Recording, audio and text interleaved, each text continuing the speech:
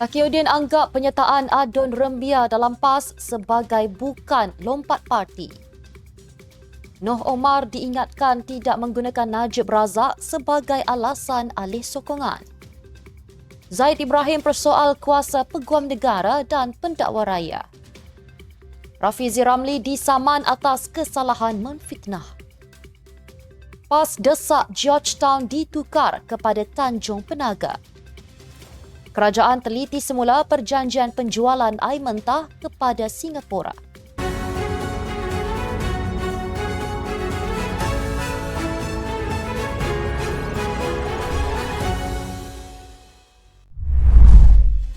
Bismillahirrahmanirrahim. Assalamualaikum dan salam Malaysia Madani. Bersama saya Mira Kilah dalam Netstep News edisi petang.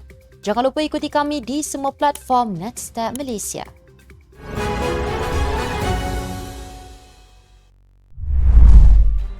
Setiausaha Agong PAS Datuk Seri Taqiyuddin Hassan mengumumkan Ahli Dewan Undangan Negeri Rembia Datuk Muhammad Jailani Khamis menyertai parti itu.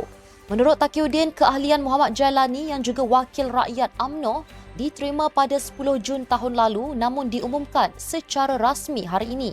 Taqiyuddin yang juga timbalan Setiausaha Agong Perikatan Nasional berkata, keputusan Muhammad Jailani tidak dianggap sebagai lompat parti kerana pindaan rang Undang-Undang Perlembagaan Negeri Melaka 2023 berkaitan lompat parti diluluskan pada 31 Julai 2023. Taqiyuddin juga menyifatkan masa pengumuman adalah sesuai sebagai strategi gabungan tersebut.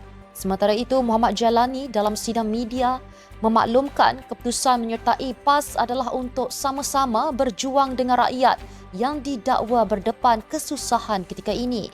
Tambahnya, sebelum ini beliau pernah menghantar surat kepada Lembaga Disiplin UMNO memohon untuk memecat keahliannya daripada Parti Melayu itu tetapi hanya digantung keahliannya. Berdasarkan surat Lembaga Disiplin UMNO yang bertarikh 28 Ogos tahun lalu, Muhammad Jailani didakwa melakukan sabotaj terhadap parti kerana dengan sengaja hadir pada majlis pengumuman calon PN bagi pilihan raya kecil Dun Simpang Jeram di Bakri, Johor.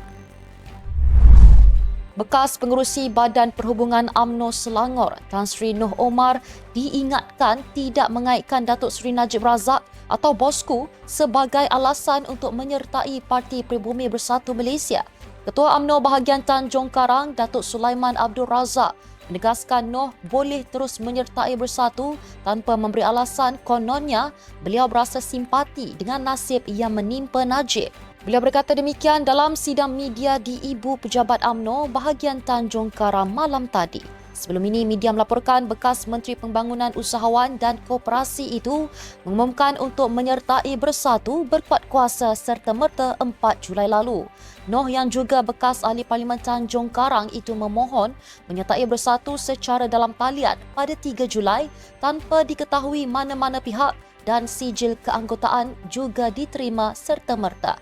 Tindakan Noh itu dibuat setelah Mahkamah Tinggi Kuala Lumpur menolak permohonan Najib mengenai kebenaran kewujudan titah addendum yang di-Pertuan Agong ke-16 agar bekas Perdana Menteri itu menjalani baki hukuman penjara 6 tahun di rumah.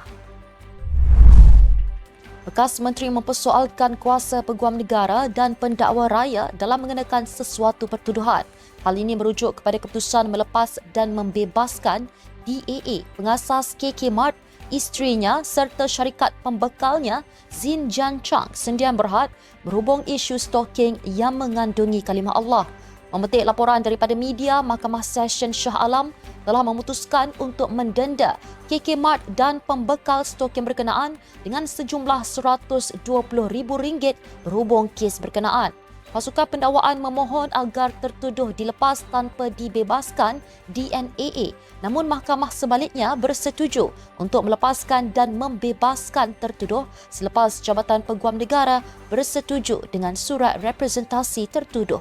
Bagaimanapun, Zaid menerusi laman media sosialnya mempersoalkan peguam negara yang menarik balik pertuduhan. Beliau turut menzahirkan keluhannya bahawa peguam negara dan pendakwa raya berkuasa memilih sesiapa yang hendak didakwa dan tidak. Namun kuasa itu tidak boleh dipersoalkan walaupun ia disalahgunakan. Seorang ahli perniagaan memfailkan surat tuntutan supaya Rafizi Ramli memohon maaf kerana memfitnahnya sebagai isteri kedua bekas Timbalan Menteri Pertahanan Datuk Dr. Abdul Latif Ahmad dan terbabit dalam penyelewengan dana bagi projek kapal tempur pesisir LCS.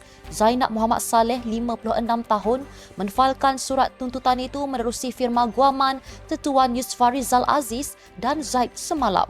Bagaimanapun, Rafizi bergantung kepada pembelaan justifikasi bersedia membuktikan kenyataan di Mahkamah Perlindungan Bersyarat dan ulasan yang saksama terhadap saman fitnah yang difailkan oleh Zainab. Zainab menyaman Rafizi atas dakwaan bahawa dia ialah isteri kepada Abdul Latif Ahmad, bekas menteri di Jabatan Perdana Menteri yang menjadi sasaran Rafizi dalam beberapa siri catatan dalam talian mengenai isu LCS pada 2022. Zainab turut memberi tempoh 14 hari dari tarikh surat berkenaan diterima untuk Timbalan Presiden PKR itu memenuhi 3 tuntutan termasuk pengeluarkan 1 draft permohonan maaf berkaitan penyataan fitnah kepada firma itu untuk penerbitan segera. Dia juga memohon beberapa relief lain, antaranya injunksi bagi menghalang Rafizi daripada terus mengeluarkan kenyataan yang didakwa berunsur fitnah dan ganti rugi teruk dan teladan yang tidak dinyatakan jumlahnya. PAS menggesa Pulau Pinang untuk segera menukarkan nama Georgetown kepada nama asalnya Tanjung Penaga.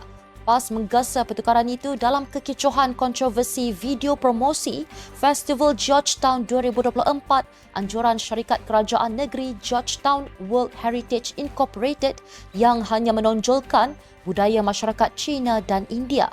Ketua Penerangan PAS Pulau Pinang Muhammad Fawaz Muhammad Jad mendakwa nama yang digunakan sekarang adalah identiti yang diberikan oleh penjajah dan bukan melambangkan identiti Malaysia.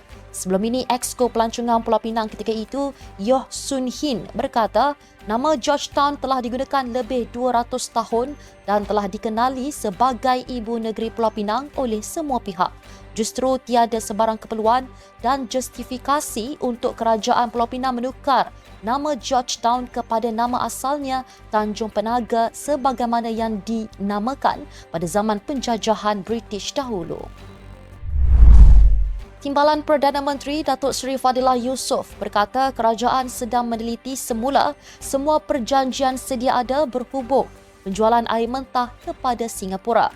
Dia berkata demikian ketika diminta mengulas dakwaan bekas Perdana Menteri Tun Dr. Mahathir Mohamad bahawa Malaysia memberikan subsidi kepada Singapura dengan menjual air mentah 250 juta galen sehari pada kadar hanya 3 sen bagi setiap 1,000 galen sejak 1962. Sebelum ini, media melaporkan Dr. Mahathir mendakwa bahawa sejak 61 tahun lalu, dari 1962 hingga 2023, kerajaan Malaysia memberi subsidi kepada Singapura hingga mencecah jumlah 2.379 bilion ringgit. Justru beliau secara sinis memberikan nasihat agar kerajaan terus membantu Singapura dengan menjual air berharga 3 sen hingga kiamat. Sebelum ini, Singapura bersetuju membayar 45 sen bagi setiap 1,000 galen hingga 2011 dan 60 sen mulai 2011 hingga 2061 yang akan berterusan hingga 100 tahun selepas itu. Dr. Mahathir ketika menjadi Perdana Menteri pernah membangkitkan isu berkenaan pada pertengahan 2019 dengan menyatakan harga air mentah yang dijual kepada Singapura adalah tidak munasabah serta bercadang untuk merundingkan semula terma perjanjian terbabit. Perjanjian itu yang berakhir pada 2061 memberi hak kepada Singapura untuk mengeluarkan 250 juta galen sehari air mentah dari Sungai Johor pada kadar 3 sen bagi setiap 1,000 galen. Sekian untuk edisi petang ini. Ikuti perkembangan semasa isu-isu panas politik Malaysia setiap hari hanya di Netstab News. Jangan lupa untuk follow Facebook Netstab Malaysia dan subscribe YouTube Netstab TV. Netstab Malaysia bersama melangkah dengan yakin. Saya Mirakilah, Assalamualaikum dan salam sejahtera.